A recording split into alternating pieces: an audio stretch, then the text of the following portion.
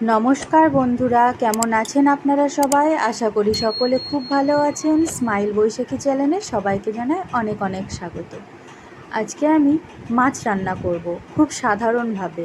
আলু দিয়ে পটল দিয়ে মাছের একটা রেসিপি রান্না করব। তো চলুন শুরু করি।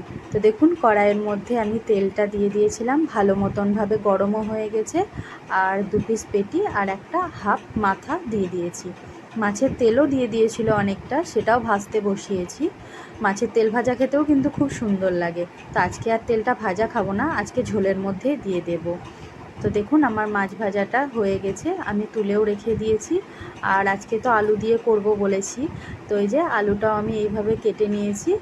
আর ভাজাও হয়ে গেছে। এখন আমি পটলটা এইভাবে কেটে নিয়েছি। তো পটলটাও এখন আমি ভেজে নেব।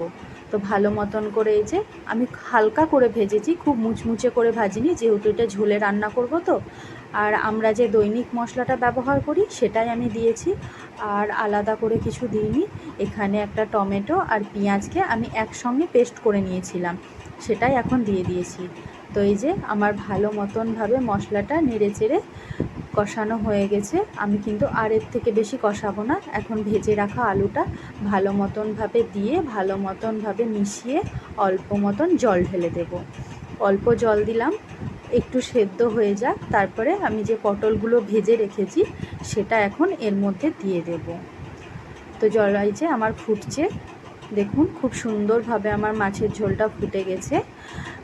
তো এখন আমি পটলগুলো যেগুলো ভেজে রেখেছিলাম সেই পটলগুলো কিন্তু আমি দিয়ে দিয়েছি। এখন পটলের ঝোলটা একটু ফুটুক, তারপরে ভেজে রাখা মাছগুলো দিয়ে দেব। তো ভালোভাবে একটু নেড়ে চেড়ে ভালো মতন করে এই যে দিয়ে দিয়েছি। এখন একটুখানি ফুটে যাক। তো দেখছেন কত সুন্দর লাগছে দেখে। জানি না খেতে কেমন লাগবে, আশা করি ভালোই লাগবে। আমি যদিও বা খুব একটা ভালো রান্না করতে পারি না, তবুও ভালো করার চেষ্টা করি। তার কিচ্ছু না, ব্যাস হয়ে গেছে। নামাবো সব শেষে একটু ধনেপাতা দিয়ে দিয়েছি। আমার ভিডিওটা কেমন লাগলো আমাকে কিন্তু অবশ্যই কমেন্টে জানাবেন। ভালো লাগলে একটা লাইক করে দেবেন। আর যারা যারা আমার চ্যানেলটাকে এখনও সাবস্ক্রাইব করেননি, তারা প্লিজ তাড়াতাড়ি আমার চ্যানেলটাকে একটু সাবস্ক্রাইব করে দেবেন। দেখা হবে পরের একটা ভিডিওতে। বাই।